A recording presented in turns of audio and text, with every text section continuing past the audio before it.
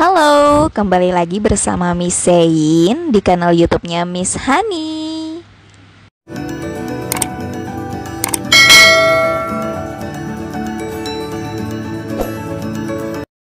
Pada pertemuan kali ini kita akan membahas tentang kriteria klasifikasi. Dalam kriteria klasifikasi ada yang dinamakan taksonomi.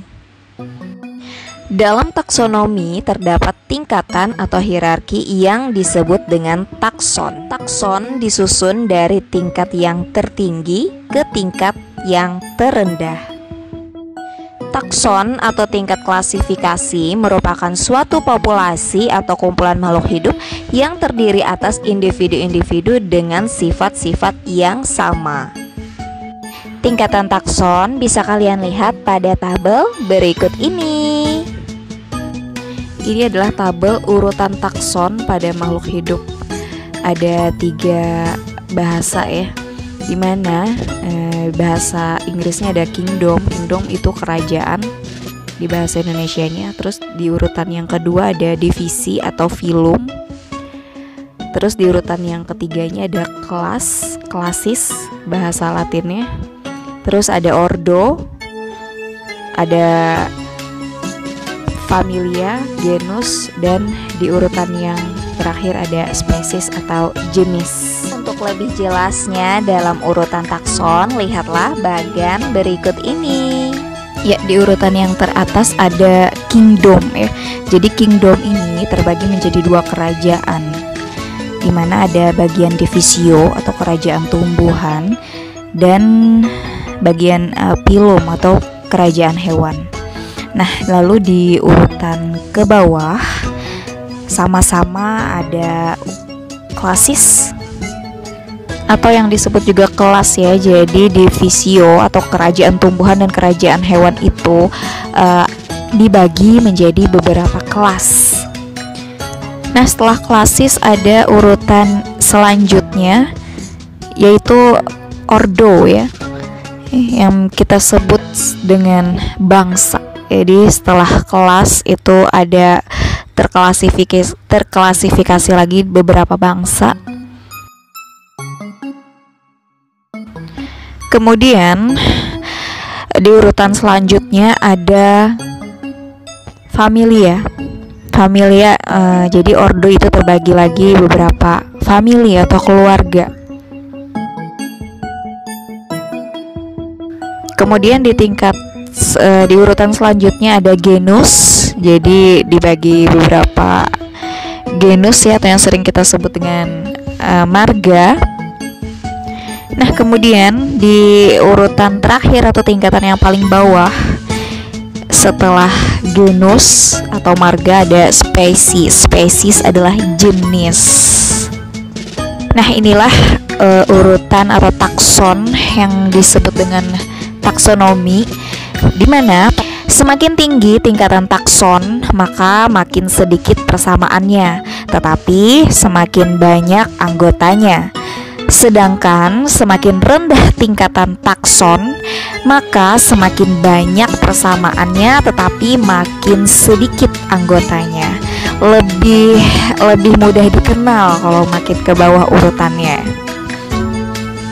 Nah, kita ambil contoh di sini untuk kingdom animalia ya, atau hewan. Seperti namanya animalia, animal, hewan. Ada hewan, kerajaan hewan yang namanya chordata. Kerajaan hewan namanya chordata ini adalah hewan yang termasuk hewan vertebrata atau bertulang belakang ya. Dan ada beberapa binatang yang mirip invertebrata.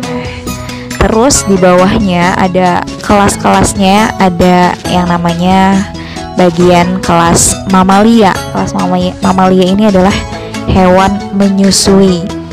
Nah, di hewan menyusui ini akan diklasifikasikan lagi sesuai dengan ordonya atau bangsanya. Nah, didapatlah bangsa karnivora atau hewan pemakan daging. Jadi diklasifikasikan lagi sesuai bangsanya. Setelah itu diklasifikasikan lagi dari kebangsaan hewan pemakan daging ada keluarganya atau Canidae, yaitu hewan-hewan yang menyerupai anjing seperti serigala, rubah, koyote, dingo, dan jakal.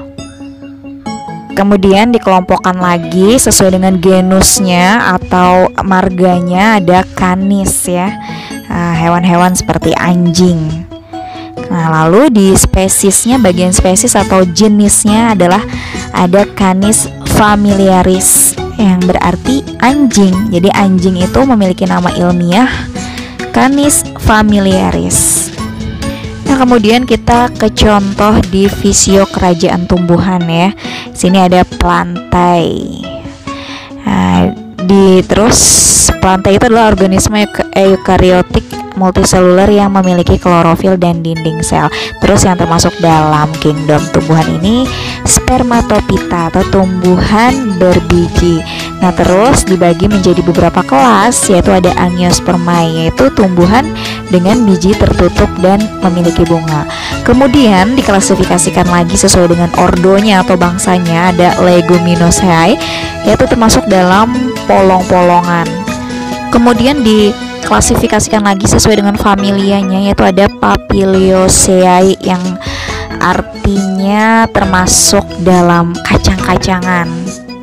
Terus diklasifikasikan lagi sesuai dengan genusnya, ada Phaseolus dengan spesies Phaseolus vulgaris yang artinya kacang buncis. Jadi kacang buncis itu memiliki nama ilmiah Phaseolus vulgaris.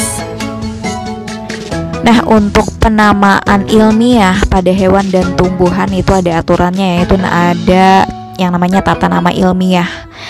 Teknik pemberian nama pada makhluk hidup tersebut disebut dengan binomial nomenklatur yang berarti tata nama ganda. Sistem penamaan ilmiah pada tumbuhan atau hewan diperkenalkan oleh Carolus Linnaeus. Oleh karena itulah beliau disebut sebagai bapak taksonomi. Nah, untuk aturan pemberian nama atau tata nama binomial nomenklatur, yang pertama itu kata pertama menunjukkan genus. Huruf pertama ditulis dengan huruf besar. Kemudian di kata kedua menunjukkan jenis atau spesies ya, yang ditulis dengan huruf kecil. Penulisannya dicetak miring, atau kalau misalkan ditulis dengan huruf tegak harus bergaris bawah. Nah, contohnya pada anjing dan kacang buncis. Anjing memiliki nama ilmiah Canis familiaris, di mana kata pertama menunjukkan genusnya, di kata kedua menunjukkan spesiesnya atau jenisnya, dan penulisannya dicetak miring. Untuk huruf pertama di kata pertama menggunakan huruf besar atau huruf kapital, dan sisanya huruf kecil. Penulisan jika tidak dicetak miring harus diberi garis bawah. Itu berarti adalah nama ilmiah kalau bercetak miring atau bergaris bawah.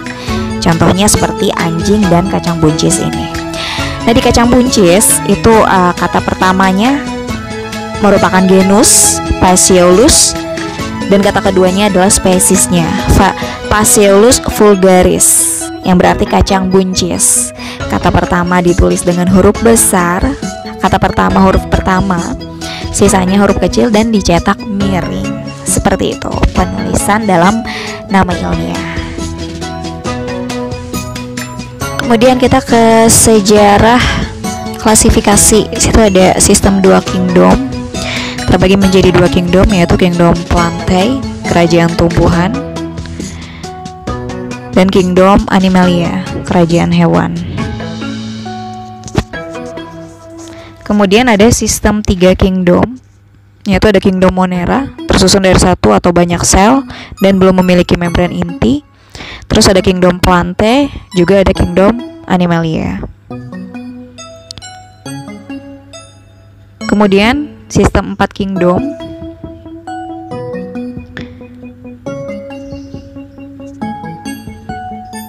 ada kingdom Monera, bakteri dan ganggang hijau. Ada kingdom Fungi, dipisahkan dari Plantae karena tidak mempunyai klorofil. Terus kingdom Plantae dan kingdom Animalia. Kemudian pada sistem 5 kingdom, pencetus klasifikasi sistem 5 kingdom ini adalah Robert H. Whittaker, seorang ahli biologi Amerika Serikat pada tahun 1969. Dalam klasifikasi ini, Whittaker mengelompokkan makhluk hidup dalam kingdom Monera, Protista, Fungi, Plantae, dan Animalia.